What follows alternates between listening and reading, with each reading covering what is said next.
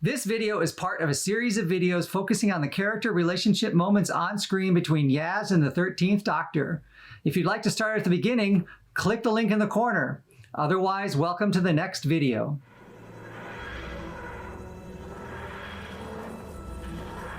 Everything changes in Season 12, not only because of the huge revelations from the Doctor's past, but also for Yasmin Khan. Season 11 was a light-hearted, exciting adventure. New worlds for Yaz, Graham, and Ryan, a new regeneration in personality for the Doctor, and seeing the universe through the eyes of new companions. But with Season 12's first 2 episodes, Spyfall Part 1 and 2, everything quickly becomes much more serious. The Master emerges, this time with one of his biggest plans to take down the Doctor. These events result in the Doctor's next big obsession that looks like it will follow her until 13's regeneration into 14 and possibly beyond. And Yaz finds herself in over her head without the safety net that the Doctor always provides, not realizing how quickly things can escalate on these adventures. She goes from being in full control of the situation, following all the examples of 13 that she has learned on their recent travels,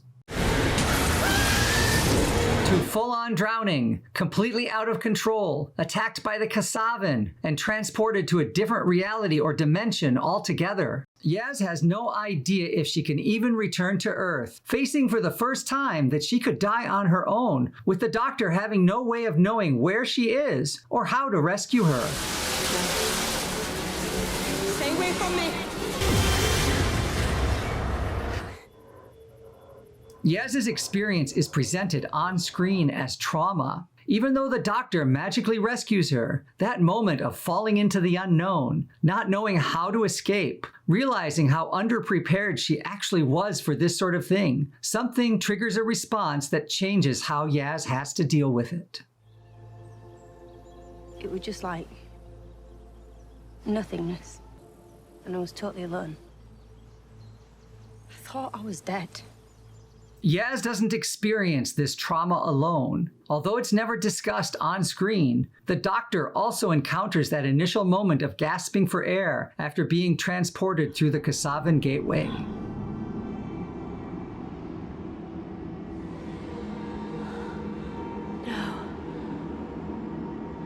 No.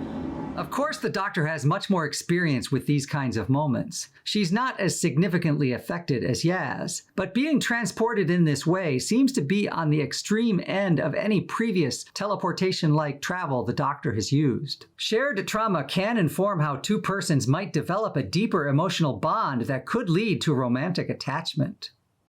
Yaz's reaction to having her body blitzed by a sonic mine didn't have this effect on her. Her near-death experience at the Kerblam factory, where Dan, the worker at the factory, took her place on a work assignment and died as a result, that didn't register as trauma. Even being teleported into space, scooped up by a spaceship, and emerging to the confusion of a crashing ship, that didn't result in significant on-screen damage to her mental health. This episode is presenting Yaz's experience as more intensely traumatic for a reason. I haven't found specific moments that I can track as repercussions of this trauma for Yaz, but I'm hopeful something will reveal itself. Individual clothing choices stand out, particularly when everyone gets dressed up for the party. Our main characters are stuck in these outfits for the remainder of the episodes, despite either being on the run as fugitives or being transported hundreds of years into the past. The Doctor simply looks amazing in her bow tie, culottes, and tailcoat. That's enough to boost anyone's crush on her. And Yaz rocks the flashy dress coat, with nods to the 3rd, 11th, and 12th Doctors, but Yaz ramps it up a few notches. Is there a significance to their choices here? Yaz is dressed to stand out, hair done up, but still wearing sensible clothes knowing how traveling with the Doctor goes. I don't think this is simply a binary construct with Yaz representing a femme role and the Doctor a more masculine one. Those binary models don't feel useful either in present-day 2022 or in trying to understand the identity of Time Lords or other species across the universe. We can draw a connection between Yaz and the Doctor's outfits in part because Graham, Ryan, and O are all dressed rather as would be expected for someone attending a formal event. The three companions have been traveling with the Doctor for months, so Yaz has had plenty of opportunity to observe the Doctor's personality, expressiveness, and sense of dress and style. That's what you're going with? Yep. Got any cash? Empty pockets. Is the Doctor rubbing off on her, or is she discovering her own unique sense of style, a result of becoming empowered to embrace her own identity more confidently? Is Yaz actually doing drag here for a moment? If Yaz's go-to outfit is her leather jacket and practical clothing, we might actually be able to classify this kind of dress or some of the later outfits as Yaz's version of doing drag in relation to her day-to-day presentation. Which of course leads us to the question of Yaz's sexuality. It's easy to assume a label of bisexual, pansexual, or omnisexual because Yaz clearly has interest in the Doctor, and at the same time, her mother has also questioned her about her relationship with Ryan back in season 11, episode 4. But I just don't see the on-screen evidence from Yaz that supports this conclusion.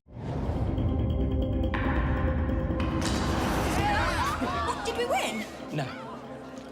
Didn't know what I was doing anyway. Well, you know what they say. Lucky at dice, unlucky in love. Yaz is clearly confused by the flirtation from O at the craps table. We could read that as Yaz simply not being interested in him while still rocking the bisexual or pansexual identity. But we need something more definitive to actually get us to that conclusion. Without actual evidence from Yaz or implied through actions, any conclusions are based in assumptions and projections of what we consider to be normal identities. The Doctor also has a second negative response to Graham's actions this season. Back in season 11, episode 3, the Doctor was clearly repulsed by Graham's play-acting, affection, and physical touch. In the next episode, Orphan 55, Graham makes a joke about his Speedo, and the Doctor makes another face of disgust. I can't find any moments of expressed sexuality by either Yaz or the Doctor. Graham has his wife, Grace, then later flirts with Ravio in the last 2 episodes of this season. Ryan connects with Bella in Orphan 55. He also has a close relationship with his friend Thibaut. But we never see any such things happening for Yaz. Similarly, we never see any indications of sexual identity for the Doctor, other than her disgust at Graham a few times. Based on their evolving presentation choices, having sexual identities from the range of underrepresented categories would be the safest prediction. Captain Jack's expressive pansexuality or omnisexuality was a welcome addition back in 2005, and we have had more traditionally queer supporting characters in recent years, but we haven't seen a strongly identified asexual character in Doctor Who.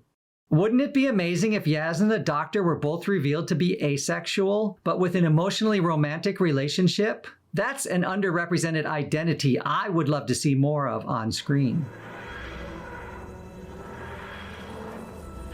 As things change for everyone aboard the TARDIS this season, Graham, Ryan, and Yaz are discovering that they know much less about the Doctor than they thought. They don't know where she is from, they don't know about regeneration, they don't know the Doctor has arch enemies. For the Doctor, the destruction of Gallifrey by the Master changes everything. She broods, becomes more detached, becomes obsessed with finding answers, to the point that she is missing out on what is happening right now with her and her friends. The flirtatious fun that the Doctor had with Yaz in season 11 quickly disappears as the dangers increase with the Daleks, the Master, and the Cybermen in season 12. Secrets emerge, ones that the Doctor doesn't even know about, and that presses her to hold tight to many of the other secrets she hasn't yet shared with Yaz and the boys. Can we visit? You home? Another time. Yaz wants to get emotionally closer to the Doctor, so asking her to visit home on Gallifrey makes sense. But for the Doctor, any direct attempts to get closer are only going to become wedges instead.